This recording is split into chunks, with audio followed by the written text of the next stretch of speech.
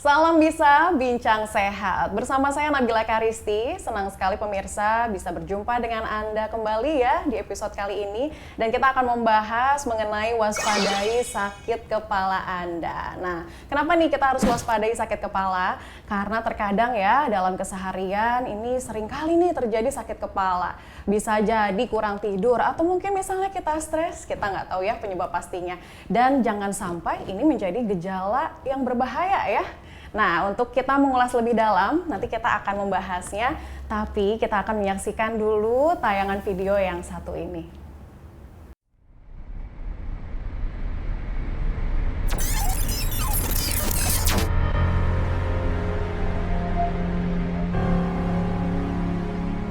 Manusia seringkali mengeluhkan sakit kepala.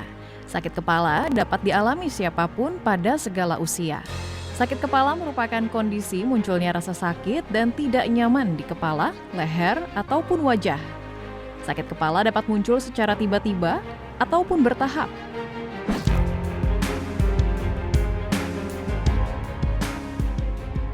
Sakit kepala disebabkan oleh beberapa faktor seperti perubahan pola makan dan tidur, mengonsumsi makanan atau minuman yang mengandung kafein, alkohol, dan lainnya, ataupun sedang mengalami stres berlebihan maupun depresi.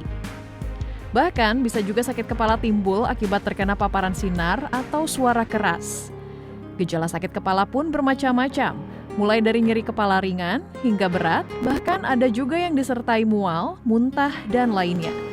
Ternyata gejala-gejala yang timbul tersebut tergantung dari jenis sakit kepala. Nah, dari jenis sakit kepala ternyata ada yang harus diwaspadai karena merupakan indikasi dari penyakit lain yang mengancam kesehatan. Untuk itu, penting untuk mengetahui jenis dan gejala sakit kepala berat yang patut diwaspadai tentunya agar dapat ditangani secara tepat.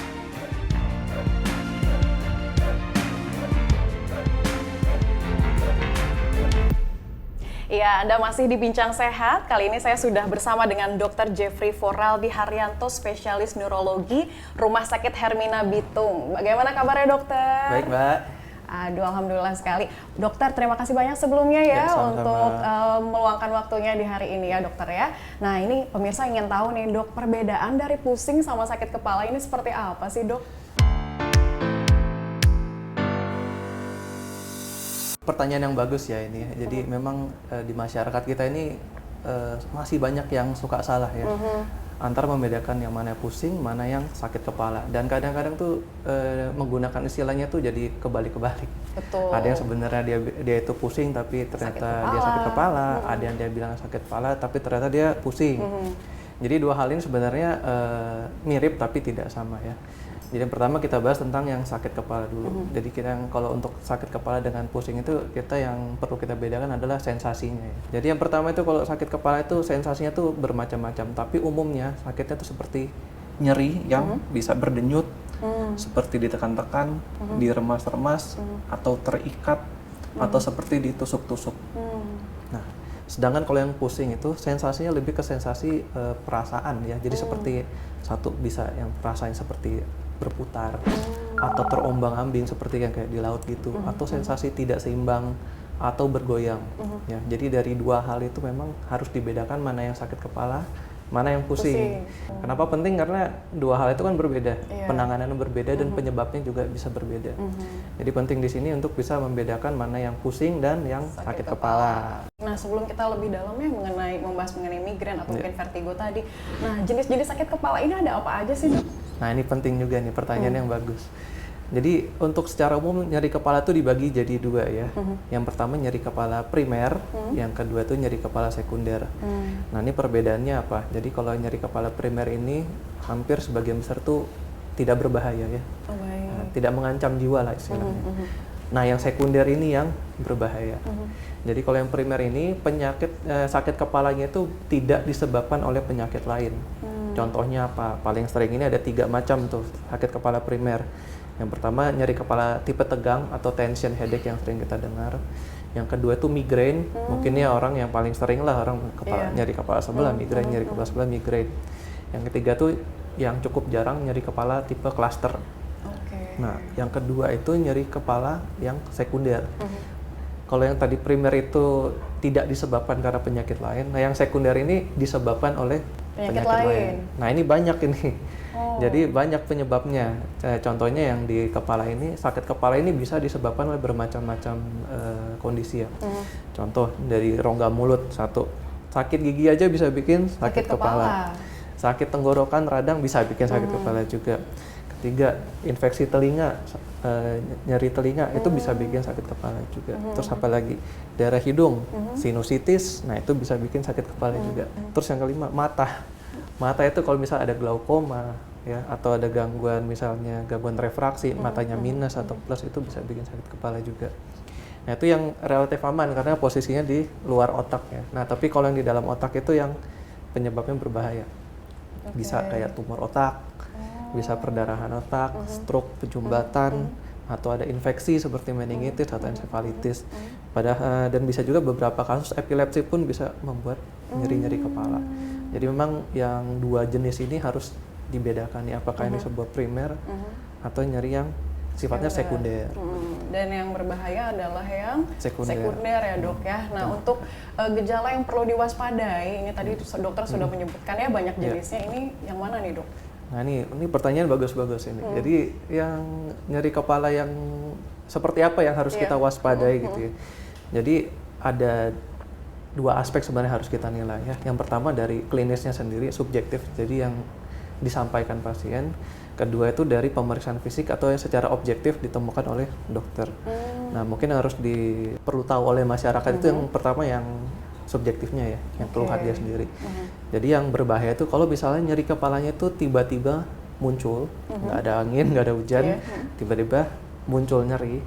Terus kedua nyerinya itu sakit sekali. Jadi kalau di teori-teori itu nyeri kepala terberat yang pernah kamu rasakan seumur hidup. Jadi saya nggak pernah seperti yang sebelumnya, tapi kok mendadak sakit kepala, tiba-tiba kok sakit banget gitu, saya nggak pernah sebelumnya. Itu satu tuh tanda bahayanya. Kedua, ada gejala neurologis yang lain. Contohnya apa?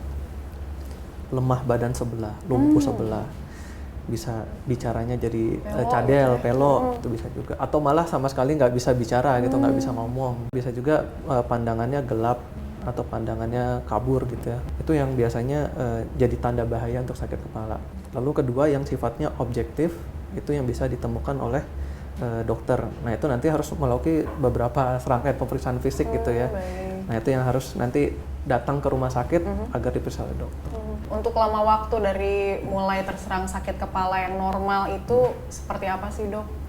Jadi kalau kita berbicara tentang durasi ya, secara umum tuh durasi nyeri kepala bisa kita bedakan yang akut. Akut itu bisa hitungannya dari menit, bahkan hingga hari ya, minggu lah kasar. Terus itu subakut itu diantara akut dengan kronik itu mungkin nanti bisa minggu sampai bulan, mungkin sekitar 2 minggu sampai 4 minggu. Nah biasanya kalau udah kronik itu udah di atas 1 sampai 3 bulan tuh biasa udah kita bilang kronik. Jadi dari 3 macam durasi ini ada yang sih bisa bahaya, ada yang nggak bahaya juga. Kayak contoh sakit kepala tipe tegang, sakit kepala migrain itu bisa tuh munculnya mendadak juga. Durasinya bisa hitungan menit hingga jam. Bahkan migrain ada yang berhari-hari juga ada. Ini supaya kita tidak telat penanganannya nih dok, gejala seperti apa yang harus kita kenali gitu? Khawatirnya kan kita terkena yang sekunder begitu ya, yang jadi penyakit berbahaya begitu ya, terhubung dengan penyakit berbahaya ini bagaimana nih dok? Nah biasanya kalau sekunder, tadi kan sekunder juga ada yang ibaratnya cukup aman, tapi ada juga yang berbahaya ya. Kalau yang berbahaya kan sekunder yang dari dalam otak. Kalau sekunder yang cukup aman biasanya sifatnya ekstra kranial di luar otak gitu. Jadi kayak contohnya dari tadi rongga mulut, hidung, terus dari sinusitis, dari telinga atau dari mata. Nah kalau yang bahaya itu pasti sifatnya terkait dengan otak ya. Jadi pasti ada fungsi otak yang terganggu. Untuk gampangnya kita bagi aja fungsi otak jadi 4. 1 motorik, kekuatan otot gitu ya, kekuatan untuk fungsi bergerak. Kedua tuh sensorik, kemampuan untuk indera perasa, peraba begitu ya. Ketiga itu fungsi otonomik tuh kayak contohnya fungsi bernafas kan otomatis tuh ya, fungsi jantung juga otomatis, kencing, buang air besar itu juga otomatis. Yang keempat ini sama gangguan fungsi kognitif. Oke, jadi kayak fungsi kognitif tuh kayak berpikir, memori, ingatan begitu, konsentrasi. Jadi kalau misalnya ada sakit kepala, tapi disertai dengan 4 gangguan tadi, nah itu udah tanda bahayanya. Misalnya saya sakit kepala, kok badannya sebelah agak lemes ya, berat nih badan, wah ini bahaya. Kok saya sakit kepala ya, terus kok sebelah badan saya rasanya kebas, kram, kesemutan, itu juga bahaya. Saya sakit kepala ya nih, kok saya kencingnya jadi susah nih, jadi suka ngompol atau apa, itu juga tanda bahaya. Nah, ini sakit kepala, terus kok saya jadi susah konsentrasi, performa di pekerjaan menurun, dapat komplain sana sini, suka lupa. Nah itu juga tanda bahaya. Jadi secara umum begitu. Walaupun misalnya tidak keempat-empatnya, tetap itu menjadi salah satu tanda bahaya ya. Walaupun tidak keempatnya beriringan terjadi begitu ya. Tidak harus ada empat-empatnya. Salah satunya pun sudah cukup. Oke, baik. Ada kaitannya nggak dok nih dengan penyakit yang lain begitu dok? Kaitan dengan penyakit lain, mungkin kalau untuk sakit kepala yang primer nggak ada ya. Jadi biasanya sakit kepala primer itu yang 3 tadi, tension, migrain, cluster itu dia berdiri sendiri. Memang itu satu entitas penyakit sendiri. Nah sedangkan kalau yang sekunder tadi, nah itu memang terkait dengan banyak penyakit yang lain. Jadi sakit kepala itu adalah gejala ikutan akibat penyakit tadi. Ya, contohnya kita punya sakit sinusitis, ya jadi sakit kepala. Tapi yang kita obatin bukan sakit kepalanya, sinusitisnya. Ya, kalau yang kita obati sakit kepalanya, ya nanti akan berulang terus karena yang problem awalnya nggak kita perbaiki. Sama kayak sakit gigi, yang mau kita kasih obat sebanyak apapun, selama apapun, kalau misalnya masih ada yang bolong, akarnya udah rusak, ya masih bisa bikin sakit kepala juga.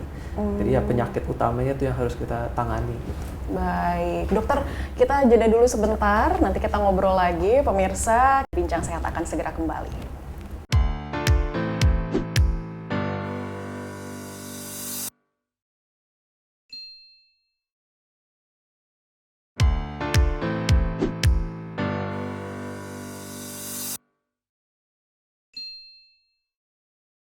Anda masih di Bincang Sehat bersama dengan Dr. Jeffrey Foraldi Haryanto, dokter spesialis neurologi dari Rumah Sakit Hermina Bitung. Ya, dokter, kita lanjutkan kembali ya diskusi kesehatan kita hari ini. Dan tadi dokter di awal sempat menyebutkan mengenai aneurisma. Nah, ini aneurisma ini apa sih, Dok?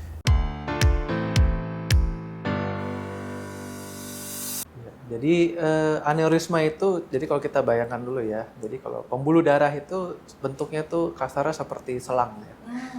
Selangnya ini dia ada 3 lapisan selang, ada bagian paling luar, ada bagian yang dalam, sama ada bagian yang tengah-tengahnya. Jadi kalau aneurisma ini adalah kelemahan dari dinding pembuluh darah, sehingga ketika terjadi kelemahan dinding pembuluh darah itu muncullah benjolan-benjolan di dinding pembuluh darahnya. Jadi kayak ada tangkainya keluar, menonjol keluar. Jadi itu yang disebut oleh aneurisma. Itu disebabkan dari apa tuh, Dok? Banyak ini penyebabnya. Jadi kalau secara umum kan memang tadi kelemahan dinding pembuluh darah ya. Nah ini bisa disebabkan oleh satu, paling sering itu karena hipertensi. Kedua, penyakit-penyakit lain, contohnya kolesterol, asam urat, sakit diabetes. Nah biasa sakit-sakit seperti itu yang rawan untuk membuat dinding pembuluh darah menjadi lemah, jadi muncul aneurisma. Dan bisa juga itu disebabkan oleh kelainan pembentukan di awal pada saat anak-anak. Nah, makanya jadi pada beberapa kasus ini aneurisma ini bisa muncul pada usia yang muda karena terjadi kelainan pembentukan pembuluh darah itu di usia-usia yang pas masih kecil. Itu akibat apa bisa terjadi sama anak? Biasanya sifatnya genetik, jadi keturunan ya. Misalnya ada riwayat keluarga, misalnya orang tuanya atau kakek atau neneknya, atau bahkan beberapa generasi di atas ya yang kita nggak tahu, misal buyut kita atau apa, itu yang kita nggak tahu ya. Nah itu punya aneurisma, itu bakat genetiknya yang bisa diturunkan ke cucu-cucunya. Jadi dari faktor keturunan begitu ya, Dok ya? Ya, dan yang penting lagi, ya itu kita nggak tahu kan keturunan kita seperti apa. Yang kita tahu kan paling cuma orang tua, nenek, bahkan kadang nenek kakek aja kita nggak tahu kan riwayat penyakitnya seperti apa. Dia kadang-kadang, kok saya nggak ada keturunan ya, Dok ya, ibu saya nggak kenapa-napa, bapak saya nggak kenapa-napa, taruhlah nenek kakek nggak kenapa-napa, tapi ternyata yang generasi di atas lagi ada. Nah itu bisa dari situ. Itu yang kadang-kadang kita nggak tahu ya, jadi penyebabnya secara genetik. Selain dari faktor genetis, mungkin ada disebabkan dari faktor lain misalnya, Dok? Nah yang kedua itu genetik itu secara umum kita udah nggak bisa hindari lah ya. Kita nggak bisa memilih kita mau lahir di keturunan yang seperti apa. Tapi yang untuk yang kedua ini yang sifatnya sekunder ini, ya itu gaya hidup tadi itu. Jadi harus kita, misalnya kita punya darah tinggi, ya darah tingginya dikontrol. Kita punya sakit gula, gulanya dikontrol. Sama sebenarnya dengan asam urat, terus dengan kolesterol. Nah itu juga. Jadi bisa dari hal lain selain dari genetik. Aneurisma ini kan biasa disebut dengan bom waktu gitu ya nantinya dokter ya. Ini kenapa demikian dok? Nah ini disebut dengan bom waktu karena satu, misalnya contohnya ya Mbak Nabila, oh jangan Mbak Nabila deh, saya deh misalnya ya. Amit ya, jangan saya. Misalnya kita nggak tahu nih, contoh misalnya saya nggak pernah periksa pembuluh darah otak saya seperti apa, kondisi seperti apa, karena memang tidak ada indikasi ya. Nah, tapi siapa tahu saya punya aneurisma itu. Nah, nanti ketika kondisi saya nggak fit, kecapean, tensinya lagi tinggi-tingginya, nggak terkontrol, jarang olahraga, terus obesitas segala macam. Nah, itu nanti sewaktu itu bisa pecah. Nah, ketika dia pecah, perdarahan di kepala, nah itu yang kita bilang, wah ini udah bomnya ini udah meledak gitu. Makanya kayak selama ini kita piara bom waktu. Makanya dari situlah istilah bom waktu ini muncul. Baik, itu bisa menjadi penyebab dari penyakit stroke misalnya atau bagaimana tuh dok? Oh iya benar. Jadi ya kalau kita bilang namanya stroke kan ada dua ya, stroke penyumbatan sama stroke perdarahan. Nah stroke perdarahan inilah yang salah satunya disebabkan oleh aneurisma ini, pecah aneurisma. Selain ya misalnya stroke yang lain, contohnya ada malformasi pembuluh darah atau ada kelainan pembuluh darah yang lain. Tapi salah satunya yang cukup paling sering ya aneurisma ini. Untuk penyakit lain misalnya hipertensi itu enggak ya dok ya? Jadi kalau hipertensi itu sebenarnya nggak menjadi faktor yang penentunya ya, bukan faktor utamanya ya. Tapi dia bisa, misal dari tadinya hipertensi lama nih pasiennya nih. Sebenarnya nih nggak punya aneurisma nih, tapi karena dia udah hipertensi lama, nggak terkontrol, usianya makin tua, usianya kan makin tua ya, terus udah pasti kualitas onderdil tubuh pasti turun nih. Nanti dinding pembuluh darahnya dia sudah mulai lemah, nah ketika dia tekanan darah itu nggak terkontrol, nah bisa tuh muncul aneurisma. Biasanya aneurisma yang pada orang-orang yang sudah lanjut gitu, usia 50 tahun ke atas, biasanya karena itu. Jadi karena hipertensi atau enggak karena memang usia sudah lanjut ya, jadi kualitas dinding pembuluh darahnya sudah lemah, jadi gampang terbentuk aneurisma. Gejala khas mungkin yang perlu diwaspadai dari aneurisma ini seperti apa nih dok? Nah ini juga pertanyaannya bagus. Sulit sebenarnya untuk kita bilang gejala khas dari aneurisma. Karena contoh, misalnya kita punya aneurisma, ukurannya masih kecil nih, nggak akan ada gejalanya, nggak akan gejala. Kecuali misalnya dia punya aneurisma, nanti seiring berjalannya waktu, ukurannya makin besar ya. Kalau ketika dia ukurannya makin besar itu, ternyata dia ada nyenggol struktur lain di otak gitu ya, misalkan dia kena ke saraf, atau kena pembuluh darah, nah itu bisa tuh menimbulkan gejala. Tapi kalau kebetulan dia membesar, posisinya kanan kirinya aman gitu ya, nggak ada struktur-struktur lain sekitarnya, nggak ada gejala juga. Nanti gejala yang muncul tiba-tiba apa? Gitu tadi, sakit kepala mendadak, ya bisa pingsan mendadak, atau ada muncul keluhan neurologis lain yang sifatnya mendadak. Kalau aneurisma itu biasanya hampir selalu pasti mendadak sakit kepala, mendadak lemes sebelah badan, mendadak bicaranya cadel, pelor. Jadi kalau kita bilang gejala khasnya nggak ada, tapi kalau paling umum itu ya sakit kepalanya itu. Tapi bisa juga aneurisma yang tidak pecah itu ya nggak ada gejala, asimptomatik sampai nanti dia pecah. Ya kayak bom waktu tadi itu. Bisa disembuhkan nggak ini dok? Bisa disembuhkan, bisa. Jadi untuk sekarang ini teknologi dan kemampuan medis ini kan udah berkembang ya. Jadi aneurisma ini kalau misalnya bisa kita deteksi lebih awal ya, misal sebelum pecah nih, contoh misalnya lagi iseng-iseng kita medical check up, kebetulan dapatnya medical check up kepala, kita cek pembuluh darahnya, ketemu nih aneurisma nih, terus kayak oh ya bisa kita tangani, bisa. Jadi ada beberapa pilihan. Pertama itu yang operatif ya, jadi operasi itu, jadi misalnya kepalanya kita bedah, dibuka, aneurismanya kita jepit gitu. Terus yang kedua bisa dengan cara kateterisasi. Ini mirip kateterisasi yang jantung ya, pasang ring jantung mirip gitu. Tapi kalau jantung kan dia ke bawah, jantung. Nah ini kalau otak ke atas nih lewat pembuluh darah di leher. Nah nanti dari situ dengan kateter itu kita masukkan namanya coil ya. Jadi di coil, jadi kayak balonnya ini kita masukin coil tuh kayak semacam benang-benang halus tapi yang padat gitu, yang keras gitu ya, dari titanium kalau nggak salah. Kita masukkan di situ untuk kita isi si aneurismanya itu. Jadi kayak balonnya itu yang isinya darah itu kita isi dengan coilnya itu supaya dia padat. Kenapa? Supaya dia nggak gampang pecah. Nah jadi dengan dua metode ini kita katakan bisalah disembuhkan. Tapi ya tetap akan ada resiko muncul lagi bisa, pecah lagi juga bisa. Begitu.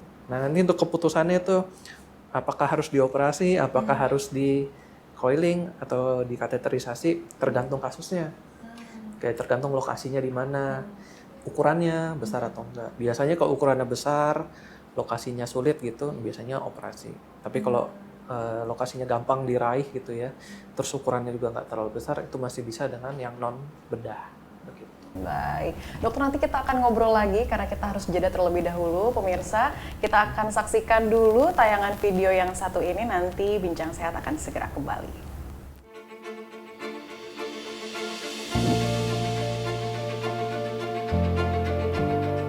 Sakit kepala ringan biasanya dapat sembuh dengan obat-obatan atau hanya dengan beristirahat. Sakit kepala ringan dapat dicegah dengan mengenali faktor pemicu timbulnya sakit kepala ringan. Setiap orang memiliki pola dan pemicu sakit kepala yang berbeda. Karena itu sangat penting mengenali dengan tepat faktor pemicu untuk menghindari faktor pemicu tersebut. Misalnya, penderita yang mengeluh sakit kepala ringan setelah minum kafein berlebih atau berada di bawah terik matahari dalam waktu lama. Selain itu, istirahat yang cukup, menjaga pola tidur yang baik, minum air putih yang cukup, menghindari stres atau emosi berlebih, serta berolahraga yang teratur. Selain itu, tentunya, bagi penderita sakit kepala berat dengan gejala-gejala berulang, maka segeralah memeriksakan diri ke dokter untuk mendapatkan diagnosa dan penanganan medis yang tepat. Penanganan medis diperlukan untuk mendiagnosa penyakit lain yang berhubungan dengan sakit kepala berat yang timbul.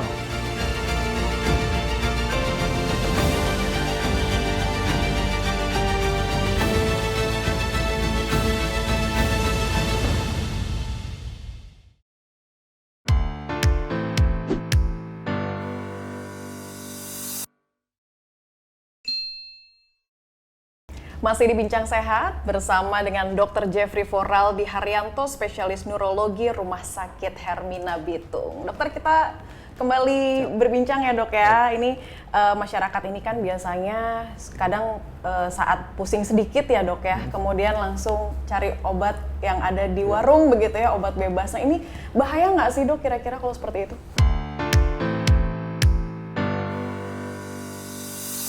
Sebenarnya kalau kita mau ngomong bahaya ya, ini luas nih gini.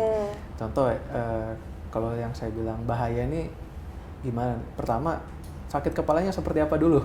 Kalau misalnya kayak tadi sakit kepalanya itu yang ternyata ada tanda-tanda bahayanya itu ya, mendadak sakit, terus ada gejala-gejala saraf yang lain, tapi dia cuma minum obat warung gitu lah ya.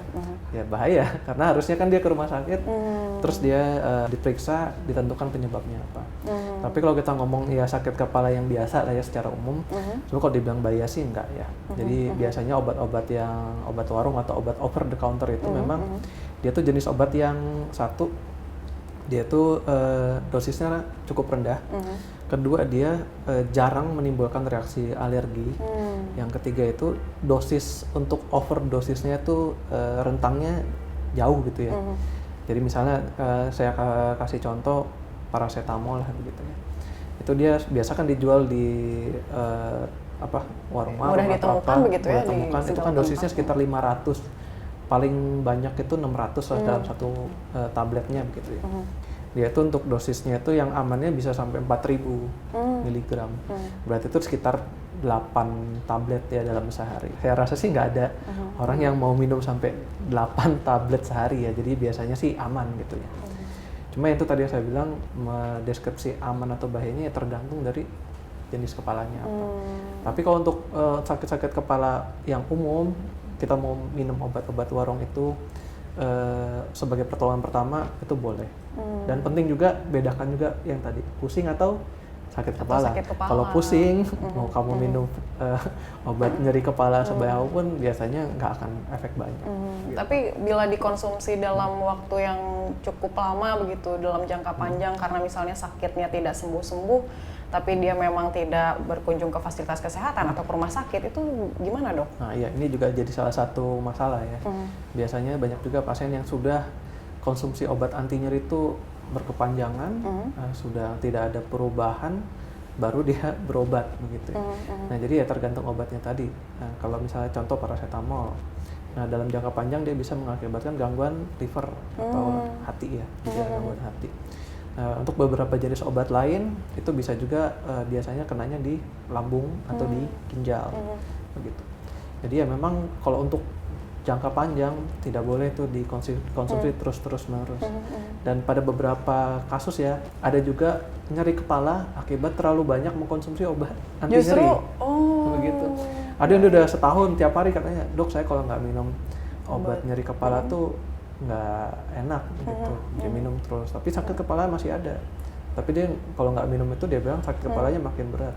Bisa jadi karena itu. Itu yang agak-agak sulit itu untuk tata laksananya ya. Gitu. Untuk efek samping yang terjadi itu seperti apa sih dok? Efek samping yang terjadi tergantung dari organ apa ya yang kena ya. Misalnya kan paling sering lah lambung, ya paling sering ya nyeri ulu hati, mual, perutnya nggak enak, suka begah, kembung. Yang berat itu bisa sampai perdarahan gitu ya, mungkin muntah darah itu yang ekstrimnya ya, atau bisa juga perdarahan saluran cerna nih. Biasanya itu nggak gitu kelihatan kecuali besar ya, sampai BAB-nya hitam begitu, sampai anemia. Kalau kenanya ke ginjal biasanya ya nanti jadi gangguan ginjal, kencingnya berkurang, ya gagal ginjal, mungkin ekstremitas kaki tangannya bisa bengkak-bengkak, sesak nafas. Kalau kenanya ke liver biasanya yaitu perutnya nggak enak, nyeri, begah, atau jadi kuning ya, matanya kuning, kulitnya kuning. Tapi paling umum sih biasa kenanya ke lambung. Kenanya ke lambung ya. Oke baik. Nah ini dok, artinya dari sakit kepala ini apakah masyarakat ini harus panik kah untuk meresponsnya, atau misalnya biasa aja tapi ya lebih baik dikonsultasikan kepada ahlinya begitu ya, atau bagaimana dok? Jadi kalau untuk masyarakat sendiri yang penting tahu ya tanda bahayanya tadi. Jadi kalau udah tahu tanda bahayanya itu udah dia bisa sedikit tenang lah. Misalnya dia ada sakit kepala tapi tanda bahayanya nggak ada, bisa tenang dulu, nggak usah buru-buru ke rumah sakit. Bisa dulu misalnya ya beli obat warung, konsumsi dulu, lihat perubahannya 3-4 hari, kalau belum ada berarti baru ke dokter. Tapi kalau sakit kepalanya ada itu langsung tanda-tanda bahayanya, udah nggak usah pikir panjang, nggak usah tunggu ini itu, langsung ke rumah sakit. Nah, apakah dari penanganan sakit kepala ini bisa berpengaruh juga terhadap kesehatan mental dok, atau seperti apa nih dok? Nah ini juga yang banyak masyarakat nggak tahu ya. Jadi nyeri itu dia berhubungan dengan kesehatan mental ya, psikis. Biasanya depresi. Jadi banyak tuh pasien-pasien saya ya, biasanya orang-orang sudah lanjut usia, umur 50-60 tahun ke atas, nyeri berkepanjangan, itu jadi depresi.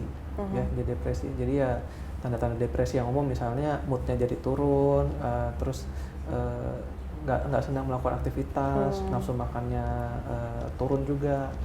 Nah ini biasa disebabkan karena nyeri itu berhubungan dengan mental juga. Masalahnya apa kalau sudah dia depresi, mentalnya udah down, terganggu begitu, itu akan membuat nyerinya makin sakit. Jadi dia kayak sebuah lingkaran setan ya. Dia sakitnya lama, dia jadi depresi, depresinya tuh bikin nyerinya makin berat, ya udah nggak putus-putus di situ. Jadi memang tepat tadi harus ada penanganan juga di bagian kejiwaan atau mental. Jadi biasa pasien-pasien yang sudah nyeri lama itu dikonsultasikan juga ke bagian psikiatri, ke dokter kejiwaan untuk membantu masalah depresinya. Jadi kita tangani nyerinya juga, tangani masalah mentalnya juga. Jadi memang penyakit apapun itu memang berpengaruh ya terhadap psikologis dari seorang individu tadi. Mungkin terakhir nih dok, sebelum kita menutup bincang sehat hari ini, ada tips mungkin yang bisa dokter bagikan kepada masyarakat mungkin yang masih kurang paham nih tentang bahaya dari sakit kepala ini, bagaimana nih dok? Jadi mungkin kalau untuk yang tips-tips secara umum masyarakat sudah tahu lah ya. Cuma yang saya mau tekankan lagi di sini, selalu ingat tanda bahayanya ya.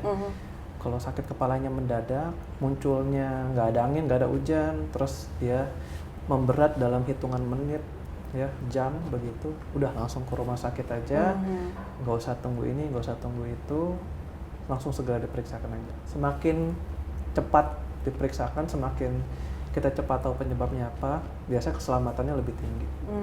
Baik dokter, terima kasih banyak untuk bincang-bincangnya hari ini, dan demikian pemirsa, Bincang Sehat episode hari ini kita akhiri sampai di sini.